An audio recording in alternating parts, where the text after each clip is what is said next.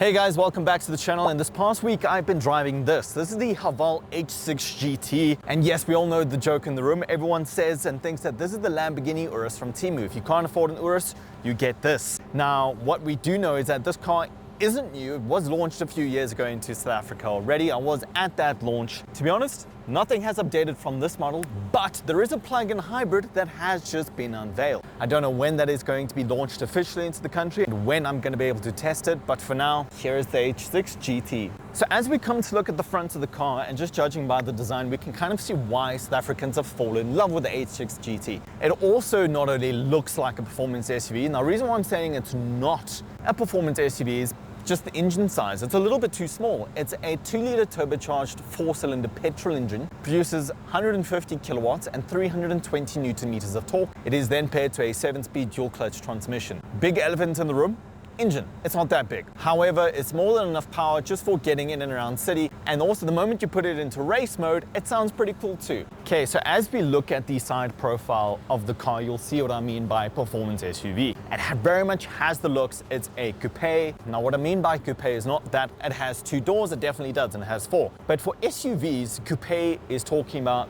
the rear styling of the car. Now, typically you do find that with coupe SUVs, the rear passengers do end up suffering in terms of head space, literally in the sense that the roofline is very close to their head. Now, you also do get 19-inch wheels, which in this case, they're black. They look really nice. They make the car look a bit more sporty. The green brake calipers, I personally don't quite understand. The main reason being is that the interior stitching of the car is red. So I don't know why you have red interior stitching. Then green brake calipers, I personally would have them be matching.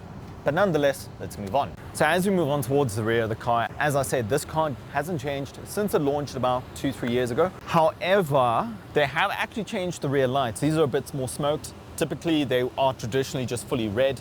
Okay, so the interior of the H6 GT. Now, what I am going to say is because this car has already been out for a while, 2 to 3 years, I'm not going to go too in depth, as I'm sure a lot of you are already familiar with the car. So steering wheel, same steering wheel that you get in the H6 models as well as the Jolion models, all very much the same. However, what I will say is the seats in this are incredibly comfortable. Actually, they're really nice and supportive.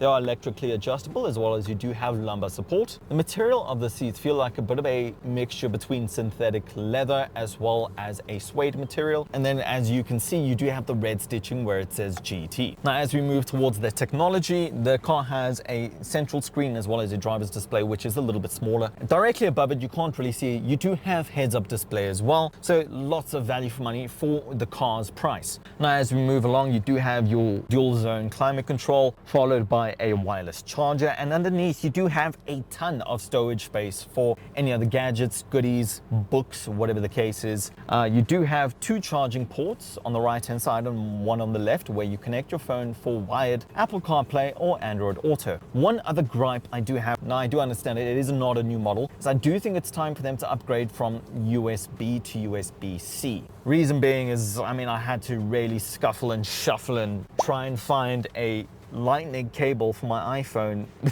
and it's pretty broken.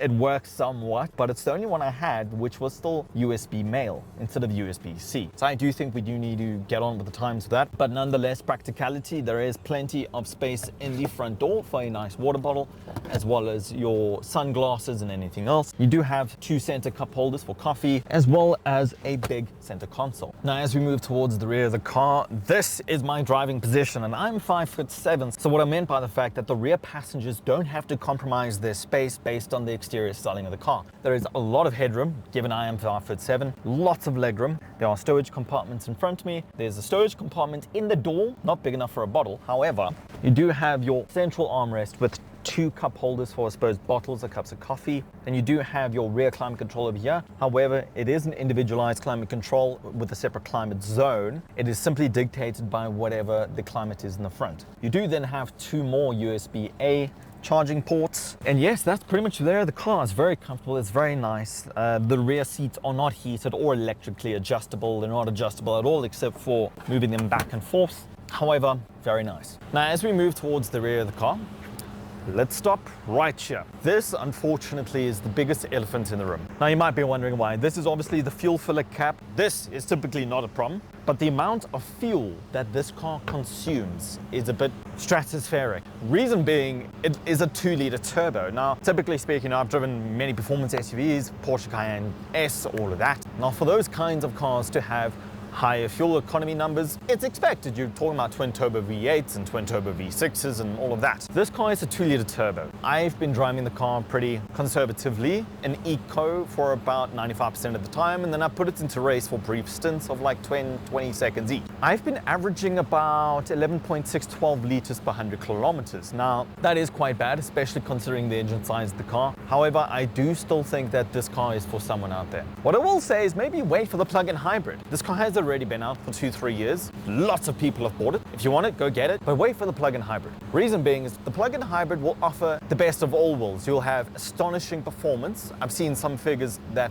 speak about 600 newtons and upwards, as well as astonishing fuel economy. Now, what I will say is that if you don't want to wait for the plug-in hybrid, don't get the H6 GT, get the H6 HEV, which is the hybrid electric vehicle. Reason being, it's about 30-50 grand more. However, it has more power and half the fuel consumption. I know because I've driven it. I would recommend you look at that. It's as practical. Yes, it might not look as race car-y and performance SUV-ish. However, it's a brilliant car and it's fantastic, and there's not really anything wrong with it. For this, unfortunately, this is the biggest elephant in the room. Now that we're at the rear of the car, you'll see what I mean by sloping roofline. Now, another thing is that this car has a lot of rice. I'm not talking about the food. I mean racing-inspired cosmetic enhancements. If you're a car guy, you know what rice means. Now, what I mean is you have a spoiler at the top, you have a boot spoiler down here, not to mention the carbon fiber-esque trim. And then if you go further down, you do have twin tailpipes. Now, what I mean by twin tailpipes is that these are unfortunately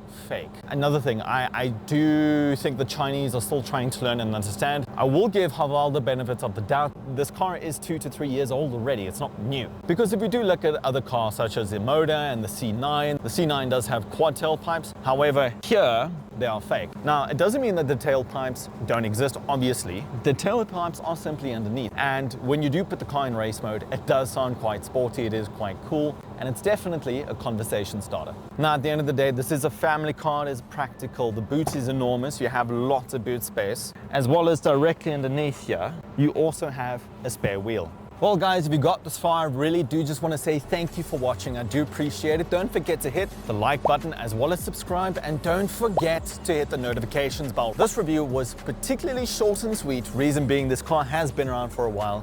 Until next time guys, be awesome and see you soon. If there's any car in particular that you guys want to see me review, please let me know down below in the comments and I'll do my best to get my hands on it.